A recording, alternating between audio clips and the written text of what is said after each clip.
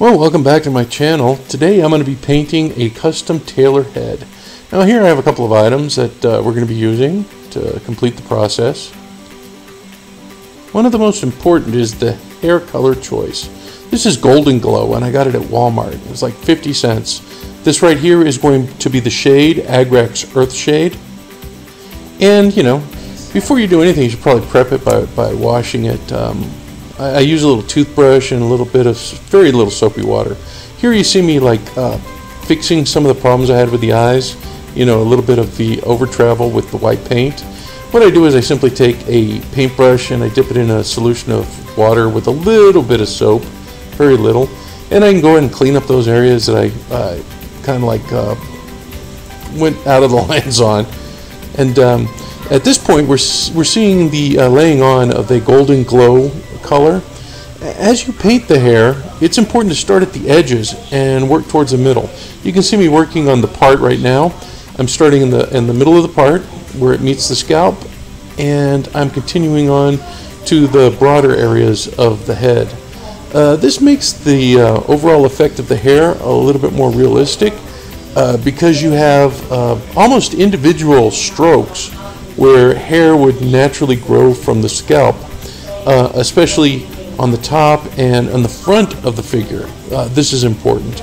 And when you're laying down the paint, you know, don't lay it too thick. You know, I usually clean my brush often with that soapy water that I use to clean the head with that toothbrush, and so the paint travels very evenly across the miniature, or in this case the sculpted head.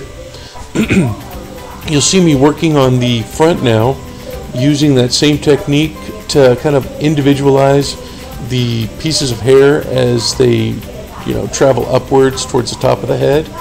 And like I said, this just gives you a nice little hairline for the figure.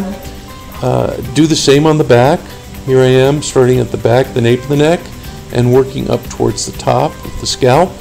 It's basically the same technique. Just take your time. You don't want to go too quickly on this because you want the figure to look, you know, kind of like natural. You know, the sculpt is awesome. It looks just like Charlton Heston. So you want to make it, you know, best you can. You see me cleaning up the nape of the neck there too, again with some soapy water and a clean brush. Here I'm applying flesh tone on the lips.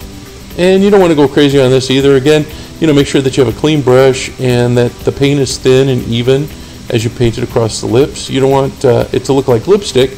You want it to look more like a natural tone, just a little shade darker than what the flesh is on the actual figure. Here I'm applying the eyebrows, and the eyebrows use the same color as the hair. I was going to use something a little bit darker, but I just decided to add a little more Agrex Earth Shade and not, I guess, dilute it as much.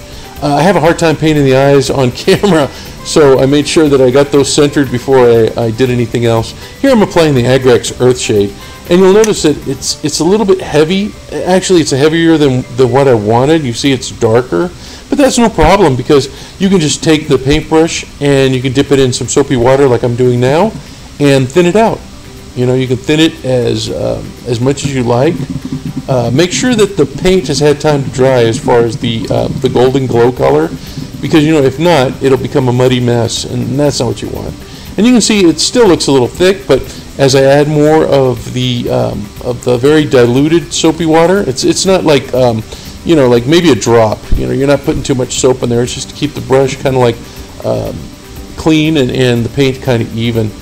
And again, follow the hairlines. You know, you want to make it look like a natural hairline, and you want to make the hair kind of like stand out. You can see it's already starting to kind of file into the recess of the sculpt, and you can see a big glob right there that I'm going to take care of with the diluted water. And then again, just take your time. Try to follow the scalp line as much as possible. Because it will really define the area between the scalp and the hair if you do that. And anytime you just kind of over travel, don't worry about it. You can always just, you know, dry off the brush and clean it off a little bit like I'm doing there, right? And then I'm going back to that darker spot just to kind of like even out the Agrex Earth Shade. You don't want to use too much you know, because it will darken the miniature. You just want it to kind of fill in those grooves. Here I am after the Agrax Earth Shade is dried, like about an hour later. I'm going to do a technique called a dry brush. And a dry brush is where you use very, very little of the paint, and you try to dry off as much as you can with like a paper towel. And I have a little bit of paint on there still, so I'm using that as part of my dry brush. You don't want to glob it on. It's going to be just very, very little paint applied. You can see barely any paint is being applied as I'm doing a dry brush. And that just brings out the highlights of the figure. Here it is complete with Dr. Zaius.